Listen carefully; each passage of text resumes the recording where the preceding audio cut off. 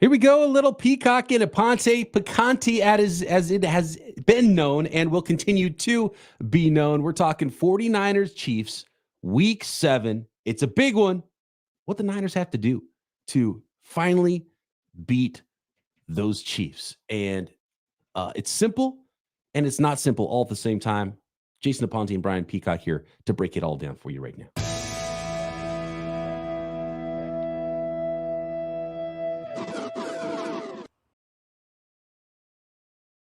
What's up, everybody? Brian Peacock and Jason Aponte. Peacock and Aponte coming at you lunchtime on Friday for us West Coasters. Aponte's over there on the East Coast. I'm sure you've already had your lunch.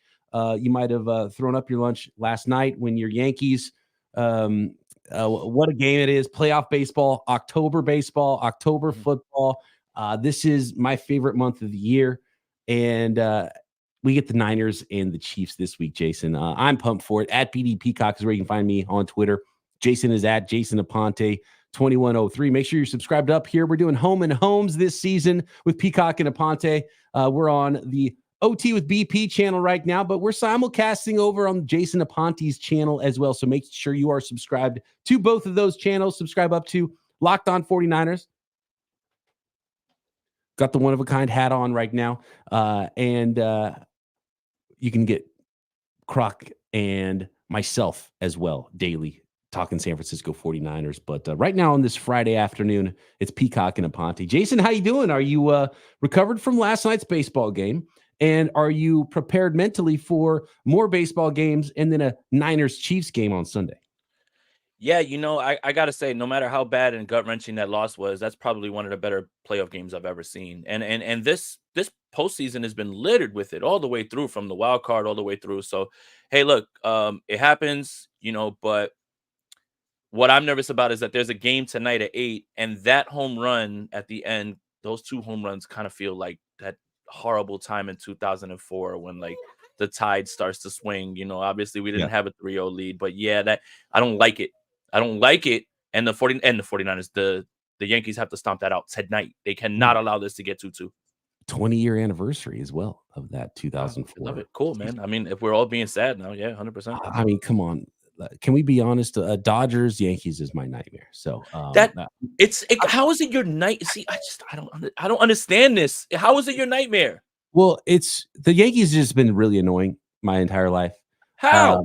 Overcovered. You get fair weather fans like these kids in Jersey that grow up watching all these titles and 27 titles. And no, look, a Giants fan, you just don't want to see the Dodgers win. So I'll become a Yankees fan next week if it's Yankees Dodgers. That's what I thought. Like, I think if it's Dodgers Yankees, then you guys got to come on over and root for us, and we'd love to have you. We'd love to have you, man. Honestly, we'll so if it's like that, then I'm with it. Yeah, we'll be there if that happens. I might root for the Mets though. If the Mets make it, I fully expect every Giants fan to be all on board with the Mets. I think you're rooting for the Mets right now. Unfortunately, I think the Mets magic carpet ride has kind of run out, and it's just the Dodgers are hitting the shit out of baseball. What are you supposed to do? I mean, if you're the commissioner of baseball, you want Ohtani, Judge. Like, that's what you want, right? They're both getting hot at the same time. They homer back-to-back games. Oh, yeah, all right. I see what's going on here. Ridiculous talent, and that the laser we were talking about off the air, the ball that Judge hit, that laser. It's like, come on, man. Yeah, that's ridiculous stuff right there. That is power. That's a power hitter. Your power hitter's favorite power hitter right there. That's what that is. Right. So yeah, I mean, it seems like it's all locking in, but hey, the Yankees are in a spot right now where it doesn't look good. Like you don't feel good, coming off that, and now you've got to rely on Luis Gil, who is first year pitcher to really like stop the bleeding when it comes to this. So, is it Luis Gil or is it Luis Achilles tendonitis? Because is it a calf? Is it a heel? You never know. Heel's Italian for Achilles tendonitis. So there we go.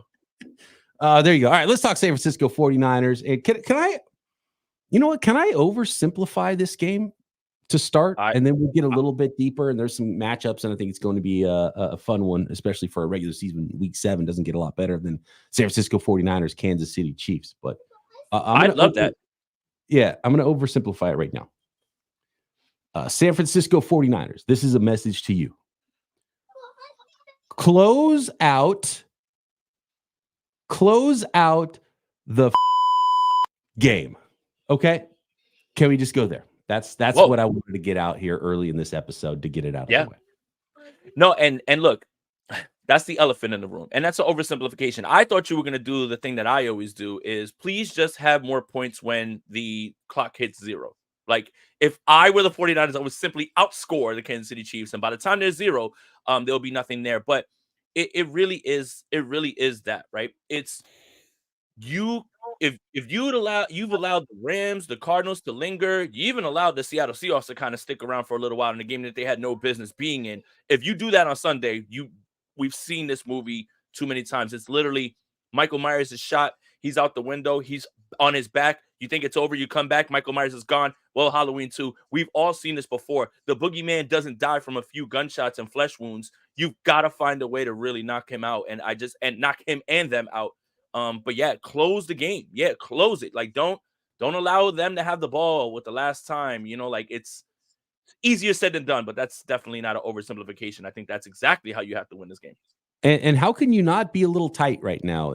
Even like I have to imagine that even Kyle Shanahan, even though he wouldn't admit it, Nick Bosa and Brock Purdy and George Kittle, they would never admit it. They're probably a little tight. Like, this is a team we can't beat. We can't get over the hump. And Brock Purdy hasn't even been here through all of it. But Kyle Shanahan hasn't been able to beat Andy Reid and Steve Spagnuolo. They've done a phenomenal job. More on that matchup in our key matchups here as we break down this game. But 49ers fans sitting there, fourth quarter, you're up 10 points. You're up 2 scores. How comfortable are you from a 1 to 10 level? How 0. comfortable are you? Like a 2? 0. Not even 2. No way it's 2. It's in the negatives. I mean, it's just, look, based on history, right? And I say this all the time. It's not a rivalry until you beat somebody. The Kansas City Chiefs are not the 49ers rival. The Seattle Seahawks are not the 49ers rival. The Dallas Cowboys are not the 49ers rival. You have to win a game before you can call it a rivalry. If you're getting your ass kicked, it's a one-sided beef. And that's exactly what this is right now. And that's the thing is it's hard. Obviously fans are going to be, excited for their team and they're going to be faithful. But I think what really creeps into your mind is your heart can't beat what's going on in your mind, because in your mind, you've seen this so many other times in bigger moments. And it's just like, how can you not feel like, oh shit, here we go again. Sorry, you didn't get to bleep that one out, but but how could you not feel like that? And I wouldn't be. I'm literally gonna sweat through this entire game. Like I'm gonna have to do what I usually do in the playoffs and just take a shower at halftime, because I'm gonna be sitting in a bucket of sweat just sitting here watching this game, because I know how this goes, and that's hard to overcome. If we're thinking this way, 49ers players, you have to believe Kyle Shanahan. This entire fan base is feeling like this. And that's all right. We can have some we can have some sensitive language on this channel. I'm totally okay with that. And you gotta prove it to yourself. I think it's huge. And we talked about this on the latest Locked On 49ers podcast as well. And on KNBR, local flagship station for the San Francisco 49ers. Former tight end Brent Jones is on there and said, this is not a rematch. This is not a revenge game, because you can't get revenge for a Super Bowl unless you go beat them in the Super Bowl. So that's down the road. And hopefully the 49ers can get back to a Super Bowl and then have that opportunity. But I think from a confidence standpoint, I mean, what's the Niners swagger next week going against the Cowboys if they knock off the Kansas City Chiefs, right? And like, okay, that's a hump. We've done, like, this team has been one of the best teams in the NFL the last 5 years. They are bullies. They've beaten all comers. They've had an opportunity to beat. They've beaten them. They should have some swagger already. But this is a team that they haven't beat yet. And to be able to go beat the Kansas City Chiefs and just remind everybody who the Niners are, and maybe even beat them by a little bit. You know what I mean? Crocker brought up the Philadelphia Eagles game last year, and Deebo Samuel said this: "Hey man, we'll catch you on Sunday." Right, and there was like a certain amount of vibe in that game, and the Niners absolutely thumped the Eagles to the point where Nick Bosa's like, hey, other teams, I hope you watch that, because that's how you beat the Eagles. And the Eagles have been a shell of themselves since then. Like that game had a hangover effect that's lasted multiple seasons now for the Philadelphia Eagles. And could the Niners have that sort of a statement win and be like, oh, that's right, we've had some weird games this year, but we should be 5-1 at least, and we're still one of the top, if not the top team in the NFL. We got talent everywhere, and we're going to get stronger here in coming weeks with, activations of potentially Christian McCaffrey, activations of first round. We haven't seen their first round rookie yet in Ricky Pearsall. More on all that stuff upcoming as well in this podcast. But I think it's important for the 49ers to remind everybody and remind themselves, and it'll be a different kind of swagger beating the Chiefs just one time, but you got to do it. And if you can't beat the Chiefs again, how tight you going to be when it comes to the Super Bowl? Yeah. And if you can't beat this version of the Chiefs, right? Because Steve Spagnuolo is probably the best defensive coordinator, but no L'Jarius Sneed in this game, which is, critical to it. And I thought it was really important to hear him talk about, we played zone early in that Super Bowl and Brock was shredding us. And then we had to pivot away from that. So all of the things that he's saying about Brock isn't, gamesmanship, anything like that. Like, he means that. Now, I don't know if you have the personnel to do that again. And I think that's going to be very interesting in this game. And I think that's the little bit of difference. This version of the Chiefs, with their limited weapons, no Rashee Rice, Juju Smith-Schuster is now likely to going to be their number one real target. Xavier Worthy's there. You got to limit him because he's a big play guy, but he's not somebody that they're going to pepper with targets. The run game looks a little bit different. Kareem Hunt's back as an old friend. But if you can't knock this Chiefs team off, then you really, really, really start to get in your own head. And almost like what you said about with the Dallas game, I think regardless of whatever happens in this game, the 49ers are going to look and say, it's the Cowboys. We got this. You know why? Because you've dominated them. Because you own them. So don't you think that the Chiefs are kind of coming into this game saying, hey, man, no matter what, we will be able to find a way to get this done. And what's more hilarious is the 49ers red zone offense, the only team that's right there on par with them in terms of, or worse, is the Kansas City Chiefs red zone offense. But the problem is this. Managing the game and the plays that Mahomes makes, they're not down the field, but it might be with his legs. It's always those third down, break your back completions, right? Even if it's one or two, it's always those plays that it just goes past the box score. The box score, and you'll look and you'll say, man, he threw for 189 yards. Yeah, well, 12 of them were in the biggest moment right there when you needed it. Or 45 were a wide open Juju Smith-Schuster for a touchdown. That's the stuff. It's if they're there, they feel confident they can get it done. And why shouldn't they be? And the same way that the 49ers feel the same way about the Dallas Cowboys. It's I don't care who you run in here. If you're the Dallas Cowboys, you guys got no shot. We're running you out the building. The 49ers have to dispel that. And they have to start to at least be able to say, yo, you're not going to keep doing this to us. It's very much a big brother, little brother. I'm better than you in Madden. You're getting close, but you can't beat me still. And you keep looking for me. You keep trying to find me let's play again. Let's run again. But that's what the 49ers are. They're the little brother right now. And until they win a game, it's not a rivalry, unfortunately. Friend of the program, Jordan Elliott, in the chat says, first time, long time, big fan of the show.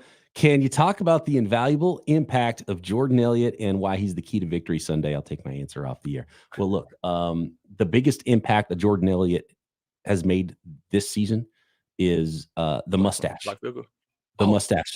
The stash. We're talking about the Jordan Elliott. Yeah, the stash. The Jordan Elliott, the OG, the original Bay Area Jordan Elliott, the warmest face in town, and phenomenal coverage of the San Francisco 49ers as well. As far as the other Jordan Elliott, I think the defensive line is a huge key, and it's always a huge key for the 49ers.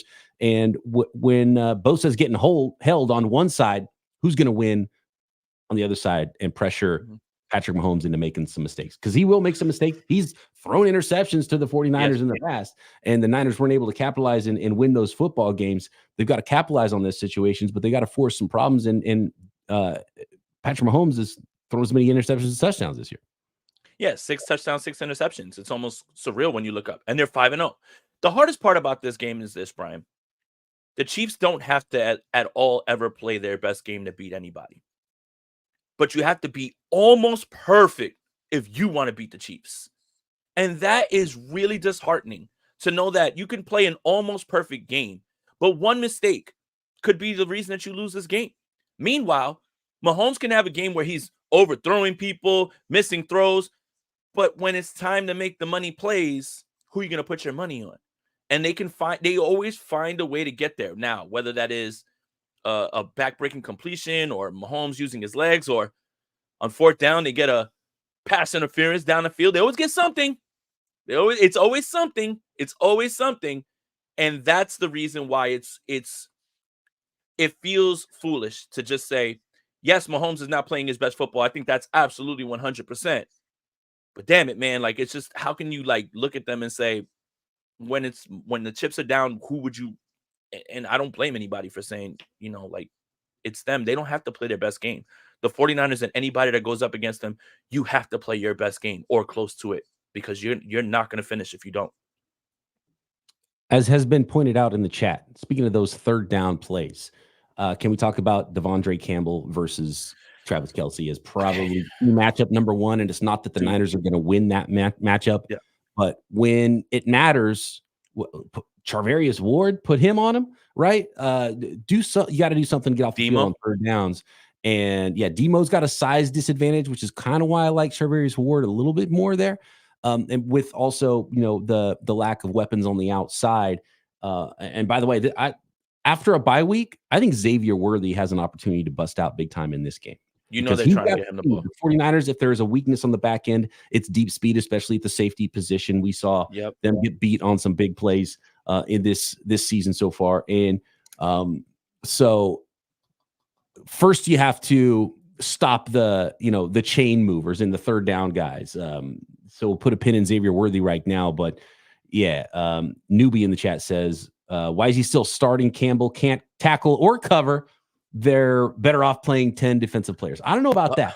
But certainly De'Vondre Campbell, third downs, and especially Travis Kelce. That's a guy you got to try to stop. You got to try to make Mahomes go somewhere else. Yeah, and this is the thing. Nick Sorensen went to the podium yesterday and said, I think De'Vondre Campbell's been doing a pretty good job, a really good job, in fact. And 49er fans just roll their eyes and just, put their hands over their head. I think the numbers are evident. Anybody who has Google can look up where he ranks in coverage. And even if you're not, you're just watching the games and he's just a step slow and everyone's targeting him. My issue is if you're going to have someone be a target, let it be D. Winters at this point. Now, I understand the flip side of that argument, saying, hey, I don't want to leave him out to dry. I don't want him to lose his confidence because, if you start to see things happening, possibly he could lose his confidence. But I tend to be more optimistic in the chance that something big is going to happen. Something good could happen. Almost like I think it was you that said it. In the beginning, Demo was getting picked on and they were throwing the football at him. And Demo's like, okay, you got me. But he eventually raised his play to a point where it's just like, you can't, I think if we're going to live with the mistakes that are going to happen with De'Vondre Campbell as a veteran, I'd like to live with those mistakes in the name of development for D. Winters. And I wouldn't be as critical of D. Winters, who's getting his first real run, as opposed to a guy who's been in this league, is a veteran, looks like he doesn't belong. I'm far more critical of that because the 49ers love their vets and they wanted someone who is going to be, who's been in the league. But this has been a 2-3 year fall off with Campbell. A far cry from his all-pro year with the Green Bay Packers, in which he was a premier coverage linebacker. I think we all knew that was coming, but then the 49ers chose him and we're like, okay, we trust you, but it's just not working out right now. And I'd take the bumps and bruises with D. Winters before I'd stick with De'Vondre Campbell and allow that to become an issue. As Strawberry points out in the chat, what do you expect Sorensen to say? He's going to back his players. And I get absolutely. that. Absolutely true. But when it comes to the field, they'll tell you what they really think because they'll change the lineup. And I wonder if it's time, right? Essentially is what you're saying. It's time to see what D. Winters can do if Campbell is, and he clearly is, past his prime. And I know D. Winters has dealt with an ankle injury. He's not currently on the injury report right now that I'm looking at, which is a good sign. So, and look, being faster doesn't mean you're necessarily going to be better in coverage. And so I think that we should slow down a little bit on, and I think Isaac Yiadom, who had a really nice game last week, it's been that way for number 22, Isaac Yiadom, number 59, De'Vondre Campbell. When you're an opposing offensive coordinator and you're like, we need a play, what are you going to do? Say, hey, let's go after 54. No, you're going to go after the other linebacker. Yeah. So I think there's a little bit of, no matter who the other linebacker is, that's the player that the opposing team's going to go after. The opposing team's not going to go after Charvarius Ward, especially a healthy Charvarius Ward or Deommodore Lenoir. They're going to go after the third corner. So is that Renardo Green? Is that Isaac Yiadom? That's where the ball's most likely going to go. So they're just going to get targeted more because the other players are really good around them. So there's a little bit of like a selection bias there as far as who's giving up the most, because the volume is going to go in those directions. And if Kyle Shanahan was coordinating offense against his own team, he would target 59, he would target 22, right? So that's just the way things would go. You don't have 11 all pros. So you got to figure out a way to make up for that. And can you do that with scheme? Can you move players around? Is it D Winters time? Do you move a DB over the tight end in those situations? Do you go, one linebacker in those situations? So there's other options because you do have other players, and how can you scheme around that? So that would be my question, not so much saying, well, DeAndre Campbell's terrible and you should only play 10 guys on the field. And the other thing we don't really know is DeAndre Campbell just, knows the scheme better, knows where to be in zone coverages more than someone like D Winters. And it's easy to say, yeah, I would rather see D Winters. And I would say, yes, let's go. It's D Winters time probably. But maybe he just doesn't know where to be, as they're not as confident in him knowing where to be in some of those situations as the veteran like DeAndre Campbell. So that's another question that I think we'll find out on Sunday with how they utilize their players and how they scheme it up against the Chiefs, especially on the downs. 3,000%, right? Like that's the thing is and this is me coming off of just saying I want to see D Winters, but that's got to be it at this point. It's got to be just he understands the rules. He knows exactly where he's supposed to be. Now, he's clearly lost a step, but they value at least understanding that he's going to give the baseline of understanding and being where it's at. On the flip side, I've got to say the key matchup in this game for the 49ers is actually targeting the Chiefs linebackers. And I think this is going to be a huge George Kittle game. I think this is a big George Kittle game. In fact, Drew Tranquill and the other linebackers there, the 49ers are going to target those guys. So in the same way that you're saying, like as an offensive coordinator, hey, we got to go after Yadam. We got to go after DeAndre Campbell. Kyle Shanahan's looking at their linebackers and saying, yeah, you know what? L'Jarius Sneed is not here anymore. And he did a great job in the Super Bowl, clearly, or whatever. And it boggles the mind that the Chiefs, have been able to just move off of L'Jarius Sneed, let someone else pay him, cool, after a Super Bowl, move on from Tyreek Hill, whatever, let someone else pay him, and they're still able. This is all just good, like, organization, and it helps when you have the quarterback who can lock it all in. But I think the 49ers are looking at this the same exact way, is I want to target these linebackers, and that's exactly what Kyle Shanahan is saying. We're not going to run at Chris Jones. We're not going to let Chris Jones beat us. We're not going to force him into a good spot. Like, we've got to be able to take advantage of Drew Tranquill and these guys. And I think this is a huge, huge, huge George Kittle game. This is 2 weeks running where I've got it right. The first one was Ayuk. Last week, Debo. I'm calling George Kittle this week to have a big game. Maybe not the touchdowns, but he's gonna be instrumental. That's a key matchup right there. So both linebackers cores, aside from Fred Warner, he's not gonna be involved. Like, they're not gonna target him. Those are the matchups to exploit, and I think that's gonna be the difference in this game. I just want everyone to know that Aponte stole Deebo Samuel from me last week. I said it first. Before Aponte last week. I'm with you, man. And by the way, George Kittle, can we agree that he's the best tight end in this game? I don't think that there's much of an argument at this point. I mean, if you look at the numbers and everything, that bears itself out. I mean, even last year when Travis Kelce was having, and even the years that he was having bigger years, we would have this argument. But I don't even think this is much of a discussion going into this game anymore. He just looks a step slow. He looks like everyone's kind of like, that kind of like style of route running where he's not really running a route and he's just kind of backyard doing it. And him and Mahomes just like, I think that's losing its luster because he's lost a step. And that just happens. But we would have argued Kittle 2-3 years ago as well, too. I don't see how this is an argument this year. Especially with statistically what they're doing this year. And we already know that it's a huge win on Kittle's side in the blocking department. Yeah. So the Niners brought in Amos. Hufanga's injured at safety. I don't know if the 49ers trust what they see at safety with Odom and Mustafa. They trusted him to get the start. He's got an ankle. He's been limited in practice so far this week. Don't have the Friday practice report out yet. So we don't know exactly what the final practice is, which is huge for a lot of these guys that they're able to get a full session in. What about a lot of people floated the idea about bringing in Jamal Adams. And I'm still like, at this point in Jamal Adams' career, like, he's got to put the ego aside and realize, you know what? I got to say okay to being a linebacker, because he said no to everybody and he signed with the Titans because they wanted him to play safety or allowed him to play safety. What about Jamal Adams, the dime linebacker, as a San Francisco 49er? I think 49er fans have it in their head that Jamal Adams is absolutely terrible at football. And I mean, why not? Right? He played for the Seattle Seahawks. They traded all that for them. It's funny to laugh at the Seattle Seahawks. All right, I but mean, let's put that bias us again. such a terrible move. 2 first rounders.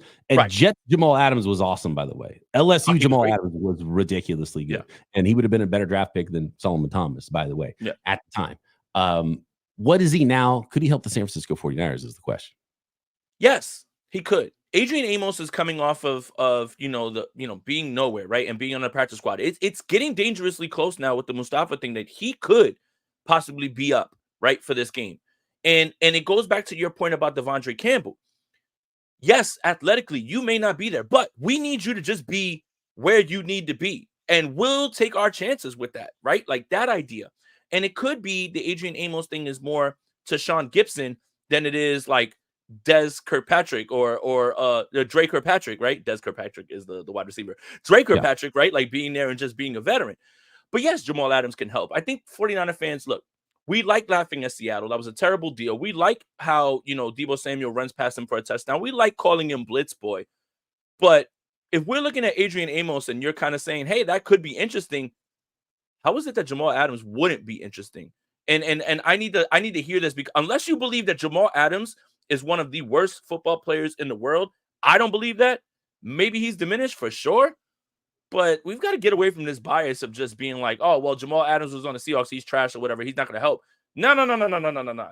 If we're even entertaining the idea of Adrian Amos impacting this team in any way, and he was out there for anybody to sign, we have to at least talk about this and float the idea out there. I think there's a lot of bias going on right now with people who are just saying, oh, hell no, he's trash. Relax. The 49ers have brought in much worse players, in my opinion, athletically and gifted wise. And they've made an impact. I wouldn't say, I would never be able to say this to Sean Gibson, who played last year. He is not more athletically gifted than Jamal Adams is right now. And look what you got out of him.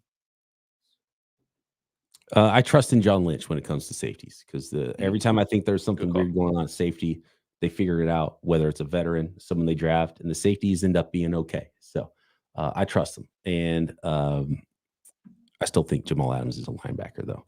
His ability to blitz and matchup linebacker. Come on, positionless football. Let him tell him he's a safety. It's kind of like the Juwan Jennings thing, right? When he's a big slot, they treat him like a tight end. They treat Juwan Jennings a lot of time, unless Debo's out. And then was that week 1, week 2, 3? I'm losing track of my games. What was the big Juwan Jennings game?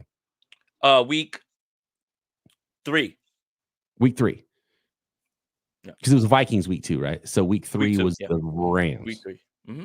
Yeah. So week 3, Juwan Jennings obviously went big, and he was playing a full role on the outside and got more targets. And it was really cool to see him do that. But for someone like Jamal Adams, like, hey, you're a safety. And then he'll be like, oh, well, wait a second. How come I'm lined up here like a linebacker and there's only one other linebacker on the field? It's like, oh, it's dime. We've got an extra DB on the field. Just don't tell him he's playing linebacker, and let him be linebacker, and let him blitz a little bit, cover Travis Kelce, and I think it'd be a phenomenal fit. I don't know if the 49ers are going to bring him in. And he's not the guy that we saw with the New York Jets, but if he's healthy, I think he can play a little bit of ball. You know what's funny is, in his time with the New York Jets, obviously that's a different player.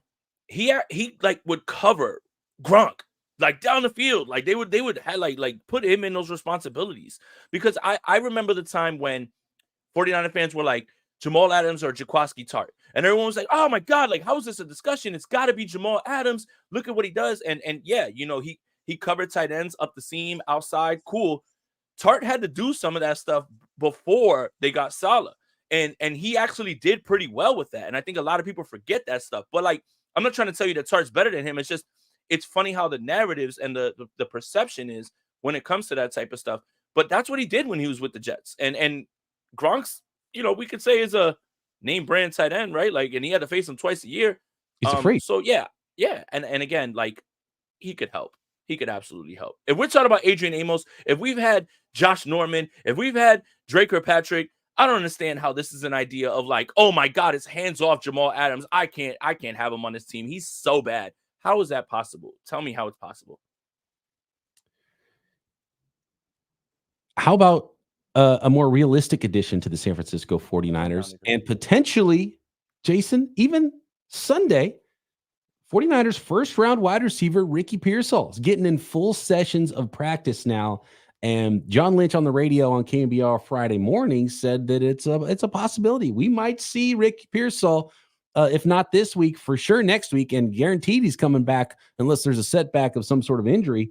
During the bye week, he'll be back for sure and ready to go for the second half of the year. So Ricky Pearsall is getting close, and he might actually be on the field Sunday. What do you think? Could Ricky Pearsall give the 49ers a little jolt? And what would his role even be right now with the San Francisco 49ers?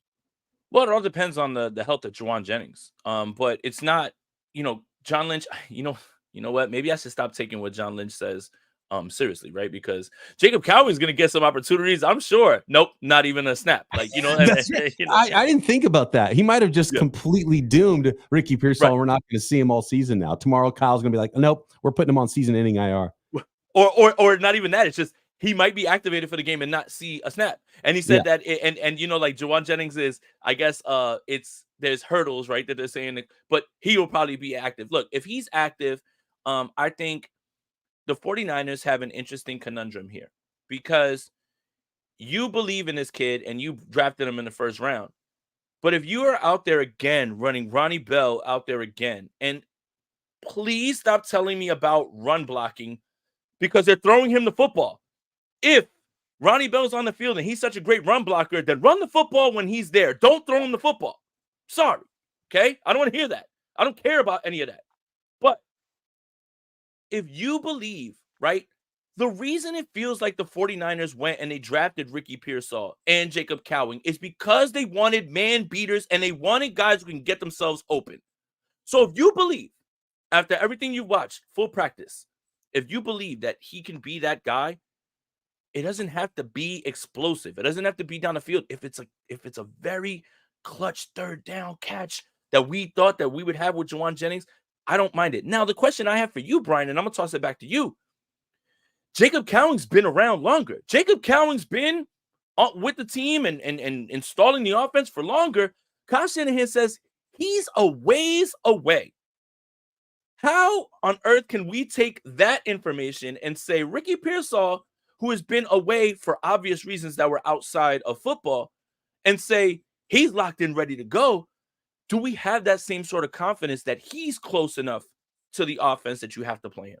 Yeah, that's a tough one because how could Ricky Pearsall, who had no preseason, has not been practicing until this week at all, and practiced less than Jacob Cowing and played less than Jacob Cowing, but somehow be more ready than Jacob Cowing? And I know there's a difference of one guy being a first rounder and one guy being a fourth rounder.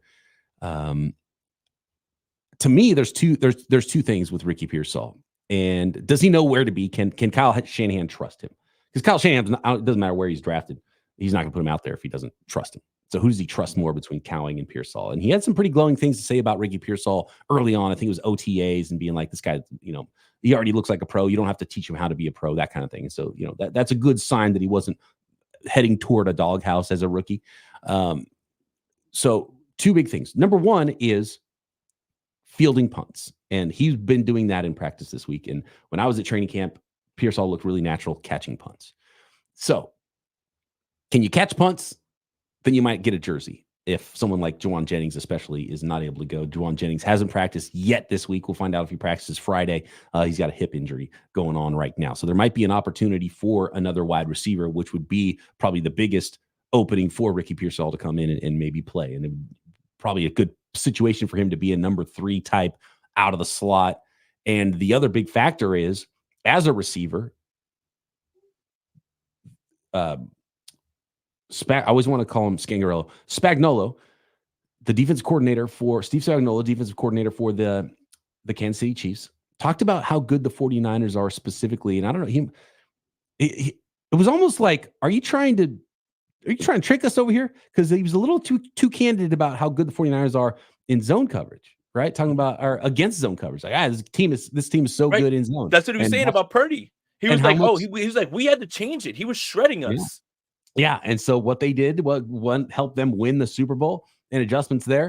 It's gonna be a lot of man coverage. And that's what Ricky Pearsall was brought in to do. So you put him in the slot, you keep him off the line of scrimmage, so DBs can't get their hands on him, can't be as physical. Let him be athletic. He looks quick out there at practice. He looked really quick out there in training camp before the brief part of camp he had before the injury came up again. And so maybe that's his path. It's like, look, we draft him to be a man beater. We trust him enough in the offense to know where he needs to be in these situations. We're going to see a lot of man coverage. So now's the time. And he doesn't have to play 50 snaps. He might not have the conditioning to do that because of all this missed time. And it'll be a baptism. He hasn't played down. He's not played anybody but practice players, and it's been months. So it's expecting a lot from a guy, even a first-round wide receiver. But if he can catch punts and he can get open to man coverage, this might be the perfect game for him. It's a full circle moment. The reason you drafted Ricky Pearsall and Jacob Cowing was because of the Super Bowl against the Chiefs. And you don't want to fall victim to that again. And again, teams are going to try to duplicate game plans that have been successful. And I've been banging the table when it comes to this. Like, oh my God, the Baltimore Ravens, they've laid the breadcrumbs. It doesn't matter if the Ravens personnel isn't there to run it. The same thing with the Chiefs. You want to do what the Chiefs did? Cool. You don't got the dogs to run it. They do.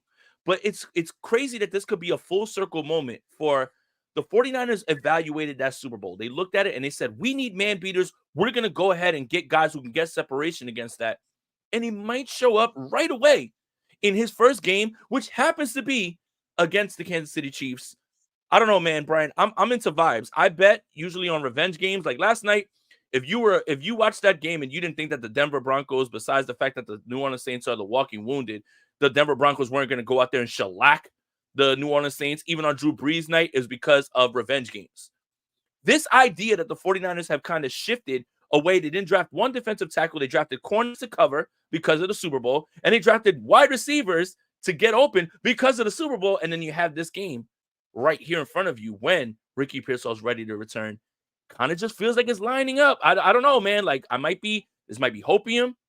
This might be me just going off vibes, but vibes are more important than truths more times than not, So again, like this is the game that if you're going to use it, it was the litmus test for why you needed more man beaters. And this could be the moment that Ricky Pearsall gets off the bench, especially if Juwan Jennings doesn't play. Kyle Shanahan's going to tell us a lot of what that potentially means and in how much he believes in him if Cowing ends up playing, or if someone like Ronnie Bell, obviously if Juwan Jennings can't go, if Ronnie Bell is actually ahead of both of them on the depth chart and playing in this game, it'll tell us a lot about how much trust Kyle Shanahan has in these guys to be in the right place at the right time, which is the biggest key for young players. And obviously there's been such a lack of Ricky Pearsall being able to practice and play in games to be ready. So I would be skeptical that he would be ready, and I don't know if he'll be activated because of that reason.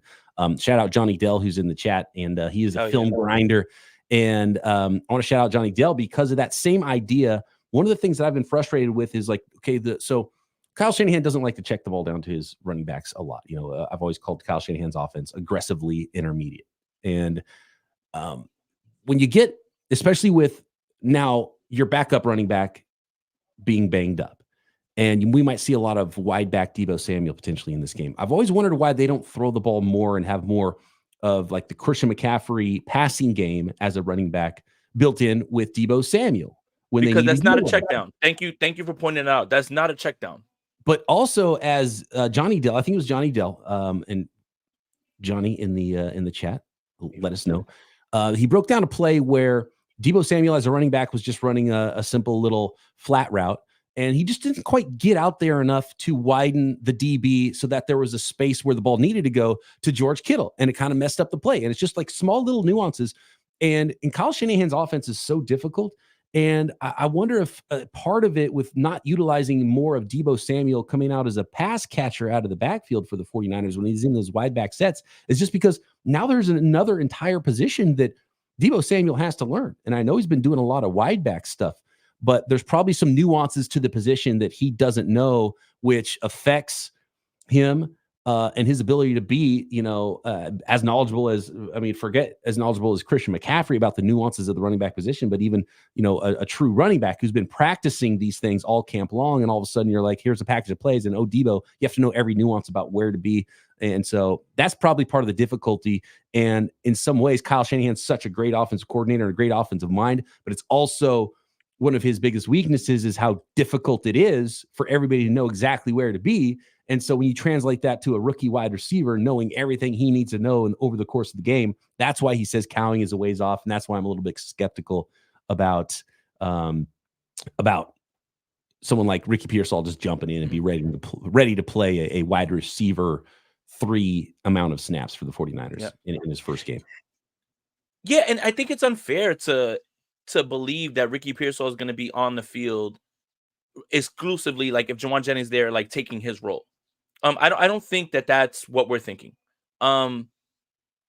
Ricky Pearsall can have an impact in this game with 10 to 15 snaps, particularly in big situations, third down, right? Maybe red zone, again. But I think it's true exactly what you're saying about spacing gives windows, and it's the point of just being out there and now just taking somebody with you, and the gravity of Christian McCaffrey, like even just shuffling a little bit to the left, and you see a DB move out of position, boom, that gives Ayuk that big route over the middle, like to get there, like, and all of that stuff is part of the offense, right? You can have guys who can execute the offense based on like what they're told to do, but the gravity that the player itself or the weapon itself draws is different, right? Like if it's Jordan Mason going into that, yeah, you'll have somebody maybe follow him, but you're not the whole defense's eyes aren't going that way on a pass play. When it's McCaffrey, everyone is like looking that way. So there is a little bit to the idea that McCaffrey is, missing, and obviously this 49ers offense isn't as good as it can be with a healthy Christian McCaffrey, but there's still enough. There's still enough here, right? Like there's still enough here for you to get it done. I don't know what that entails. I don't know what's off, but it does seem like, day late, dollar short, like type shit with the 49ers right now, especially in the red zone. Yeah, just a little off in some ways. And that's one of the things I've really appreciated most about Christian McCaffrey. It's not the big highlight plays. It's the nuance in his game, how much each inch matters to him while he runs the ball, how hard he runs, and how hard how important every cut, every move is, and how good he is at the nuances of the game. It's really something that you appreciate when you see him play down in and down out, and certainly be better. It's not like yards per carry is not where the 49ers miss Christian McCaffrey. It's the gravity that he brings and how much defenses, pay attention to him. But I think that could be something that Debo brings too, because defenses know, and defense is key on it. Like Debo's in the backfield right now. And so I think the 49ers could utilize that. Can they utilize that more and at least have a package of plays ready for Debo to do more dynamic stuff out of the backfield as a pass catcher? And it might have to be stuff that they install during the week rather than just like throwing the whole playbook and like, hey, Debo, run this play. He's like, I've hardly practiced this play. I don't know the nuances of it like someone else might, a true running back might. So it's a good question. And obviously it's a huge question for any rookie wide receivers in Kyle Shanahan's offense being where he needs to be. Yeah, and the book's kind of out with Debo in the backfield. They're going to run the football. I mean, I love the fact that they ran play action off of it one time just to put something in their mind. But what about Debo play action, screen? Like, you set everything up for him to have all the blockers in front of him. Like the guy still has the juice. Like the demise of Debo Samuel and his impact and his speed has been largely exaggerated because this past week against Seattle, 20.90 miles per hour, that's his fastest speed holding the ball since 2019. That's crazy to me. For in a year in 2021 when he literally was the offense, he never hit a speed that fast that year. I find it hard to believe. So the idea that this exaggerated demise of Debo Samuel has been such a talking point that it's annoyed me to the point where it's just like, okay, are we watching the same guy? And then you watch it happen that way. There's got to be ways for you to use him out of the backfield and throw him the football in the same way where it's not a check down to Christian McCaffrey because Christian McCaffrey is in space against a linebacker. Give him the choice route, let him run, and then that timing with him and Brock Purdy, that's not a check down. That's not a check down. That's a design play. Why isn't that some of that can happen? Perhaps we see that against the linebackers of the Chiefs this week, with him out of the backfield. I've got a big time matchup that's going to be a lot of fun here, and it's a huge test, the biggest test so far this season for rookie right guard Dominic Pooney against one of the best defensive tackles in the NFL, maybe the best defensive tackle in the NFL, in Chris Jones. And I'm going to throw Jake Brendel in on this because I think not only will Pooney get some help sometimes against Chris Jones, but also it wasn't Chris Jones just breaking down one-on-one blocks against the Niners in the Super Bowl. It was protection busts. So Brendel help out Pooney, right? But also Brendel get the calls right. And also when the call is right, how about everybody else, Pooney included, Trent Williams included, Brock Purdy included, know the protections correctly, running backs included, and not allow the best player on their defense a free run. Like, what's worse than him beating an offensive lineman? Not blocking him at all. So can we figure out the protections in this game? Yeah, and that's what you can bank on with Spags. You know for a fact they're gonna. It's literally crazy. I think the stat is out there, and I forget. I think it might have been Johnny that actually sent it out there. So I want to make sure I give credit. The 49ers have the worst pass defense when blitzing, and the Chiefs have the best pass defense when blitzing. Like literally worst and best, and they're polar opposites, and they're number one when they don't blitz on passing defense. And it's again. It's the creative ways that they do it. Disguise it, show it, mug one guy here, but bring it from another spot. This is why I think that I'm more in on the 49ers in this game, because I believe, and this might be full homer, full hopium, I believe that number 13 knows now. He's seen it. I've seen it. Now I get to go back against it. And your man coverage isn't as good because I don't care who you get to replace L'Jarius Sneed. It's not going to be as good on the outside. I'm sorry. No disrespect to whoever that is. There's a drop-off there, right? Now, you have that, and now I've seen it. I wonder what Brock Purdy's thinking the second time. So when someone asked, how do the 49ers win this game? Well, thank God there's no L'Jarius Sneed. I think that Brock is better against blitzes, and I think he's one of the top quarterbacks against the blitz right now in the NFL. And I think, again, get those linebackers in space, use your weapons, whether that's Debo or Kittle. This is why I feel more happy about this game. And these are the matchups they need to exploit. Which brings me to the last one I have on the list. We got to go here in a few minutes, Jason. Appreciate everyone jumping in the live chat as well on this episode of Aponte for week 7. It's Kyle versus Spags. Like Kyle Shanahan clearly had good plans against the Chiefs. Those first 25 plays, the script has been good. It's the adjustments and the adjustments where Spags has clearly beaten Kyle multiple times now. So I don't know if it's halftime, you got to figure something else out before halftime, after halftime, or have a better plan or be more ready for the adjustments you expect for Kyle Shanahan. But Kyle versus Spags is probably the story. It was the story in the Super Bowl. I talked about it before the Super Bowl. I think Spags won that matchup. After the Super Bowl, I think the 49ers were outcoached in that game, and you can't have that continue to happen because I think the 49ers got outcoached a couple times this year in some key losses. And as good of a coach as Kyle Shanahan is, you still got to win that battle. And so Kyle versus Spags, you don't get to see it on the field, but it's on the field every play if you look for it. I know Kyle Shanahan hates to see Steve Spagnuolo, Brian Flores, or Jim Schwartz coming.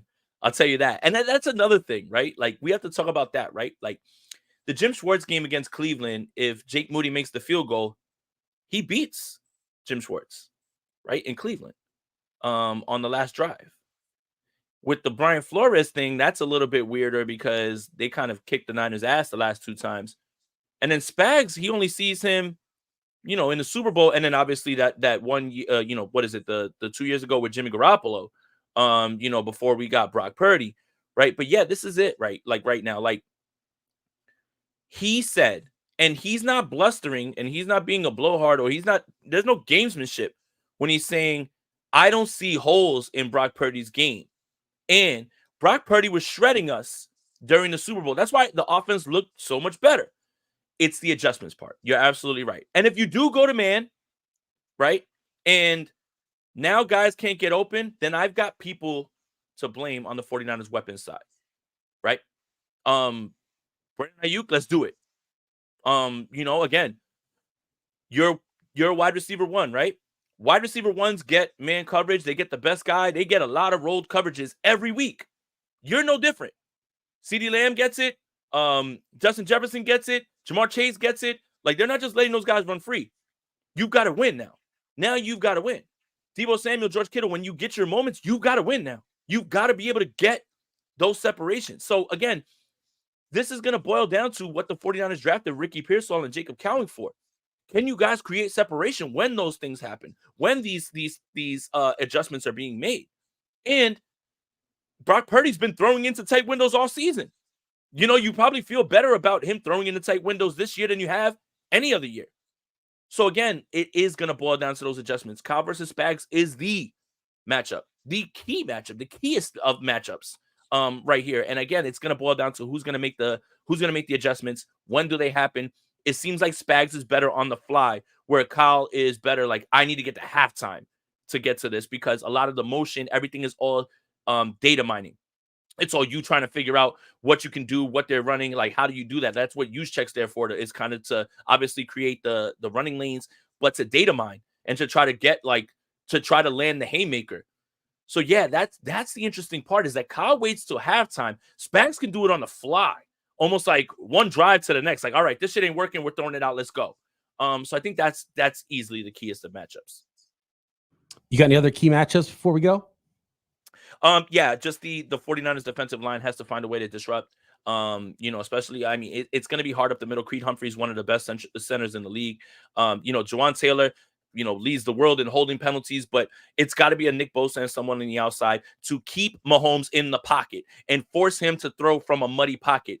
The plays that are going to break your back are the ones that he starts to get outside. You have to contain him, almost like you do with like a Kyler Murray, where you don't want him to get out. Mahomes doesn't use his legs all the time, but when he does, it's generally a time where you cannot afford to give up a third down run. The 49ers have to contain all that. And with the less threat of a running game, Kareem Hunt is obviously fine. Like, he's going to be fine in this game, and he's familiar with everything. And look, he stepped right in and just took that job right back from everybody else.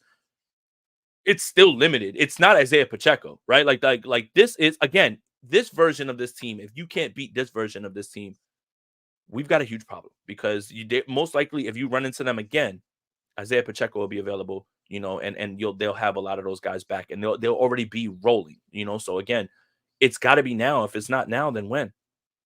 We teased the Xavier Worthy stuff.